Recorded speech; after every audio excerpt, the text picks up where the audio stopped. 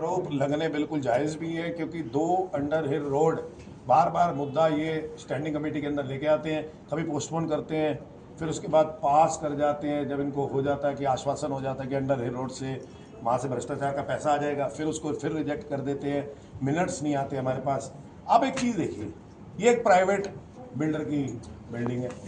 2021 में ये 26 नवंबर 2021 की मैं एक लेके आया हूँ कटिंग, 1 फरवरी 2022 की लेके आया हूँ, जिसके अंदर ये नॉर्थ एमसीडी के अंदर गई और नॉर्थ एमसीडी के अंदर रिजेक्ट कर गई, जिसका खसरा नंबर ही मैच नहीं कर रहा। उस बिल्डिंग के अंदर आपका क्या इंटरेस्ट है कि आप उसका लेआउट प्लान ला रहे हो, और वो भी स्टैंडिंग कमेटी जो 2.5 वर्ष बाद बनी है स्टैंडिंग कमेटी, उसके अंदर लेआउट प्लान लेके आ रहे हो। तो ये तो बड़ी अजीब सी बात है कि आपका इंटरेस्ट दिल्ली की जनता को छोड़ के, आपका इंटरेस्ट यहाँ के एमसीडी के कर्मचारियों को छोड़ के, आपका इंटरेस्ट या तो एस्ट्रॉयड शेल्टर्स प्राइवेट लिमिटेड में होता है या फिर अंडर हिल रोड के अंदर होता है। तो मुझे लगता है कि इसके अंदर सही से बंदर बात नहीं हो पाई, तो इसलिए इन्होंने अभी रिजेक्ट कर दिया। फिर थोड़े दिन बाद एक ले आएंगे कि जी हमने सब कुछ कर लिया, इंक्वायर कर लिया, अब जिसको फिर पास कर दो।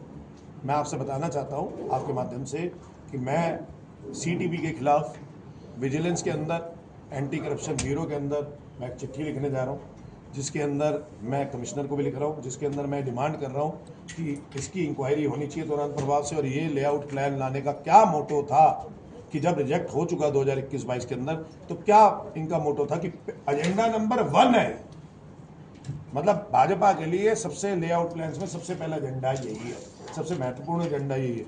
तो सोचिए कि ऊपर से लेकर नीचे तक कैसे कैसे सारे लोग मिले हुए हैं और इसमें भ्रष्टाचार में लिप्त हैं। आपने जैसे कहा इसमें कुछ कैश का भी लेन देन हो सकता है और एक बहुत बड़ी रकम भी हो सकती है, तो क्या लगता है इसमें कौन कौन सम्मिलित हो सकता है? देखिए, इसके अंदर भाजपा के अंदर आरोप है। देखिए, अगर कोई प्राइवेट बिल्डर को बेनिफिट दे रहे हैं तो उसके पीछे क्या क्या हो सकता है, ये सब आप लोग जानते हैं। और मुझे लगता है कि इसके अंदर अगर आप जब इंक्वायरी हो, ढंग से इंक्वायरी हो और एक ट्रांसपेरेंट इंक्वायरी हो, तो 100% इस अंडर हिल रोड के अंदर भ्रष्टाचार में लिप्त नीचे से ऊपर तक, यहाँ से स्थायी समिति चेयरमैन से लेकर महापौर से लेकर दिल्ली प्रदेश कार्यालय भाजपा तक कई लोग ये आरोप के बीच में हैं कि ये लिप्त पाए जाएंगे। संतोष जी, कई दिनों से देखा जाए स्वीक सेंटर के बाहर 5 नंबर गेट पर बहुत एमटीएस कर्मचारी और सफाई कर्मचारी हड़ताल में बैठे हैं, जहाँ उनको समर्थन भी कर रहे हैं। कल संजय सिंह जी भी आए, मगर परिणाम के मामले में सब जीरो नजर आ रहा है, क्या कहेंगे? देखिए, कल भी मैंने इनकी डिमांड्स उठाई। मैंने 26 तारीख को सदन में भी, आपको याद होगा, कि आवाज़ उठाई थी, और 26 तारीख को सदन में मैंने कहा था कि ये लोग 29 तारीख को हड़ताल पे जा रहे हैं, महापौर साहब इनसे 10 मिनट मिल लीजिए। उनकी डिमांड्स बड़ी न्यूनतम है, और मुझे लगता है कि आप लोग तो एसी ऑफिस में, कल स्टैंडिंग कमेटी थी, मैंने उसमें भी शोर मचाया था। कल आपने देखा कि हमारे राज्यसभा सांसद संजय सिंह जी भी वहाँ पे हड़ताल में आए और उन्होंने भी समर्थन दिया।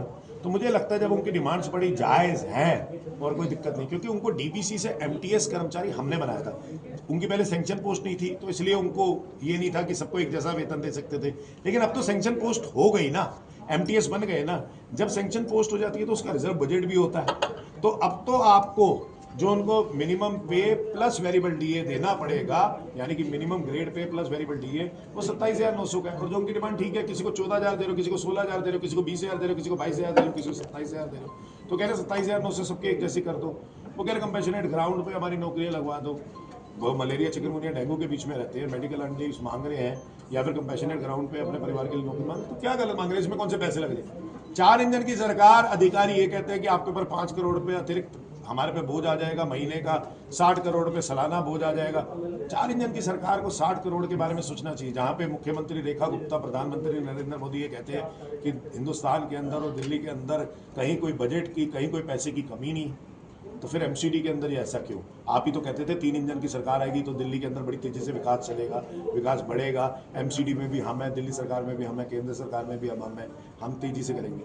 लेकिन ना तो कर्मचारी पक्का हो रहा है, ना कर्मचारी की डिमांड्स पूरी हो रही है, और इसकी जो खामियाजा उठाना पड़ रहा है महापौर के अहंकार की वजह से, जो मिल भी नहीं रहा इनसे, ना कोई भाजपा का नेता मिल रहा है, तो ये अहंकार का खामियाजा दिल्ली की जनता को मलेरिया, चिकनगुनिया और डेंगू के रूप में उठाना।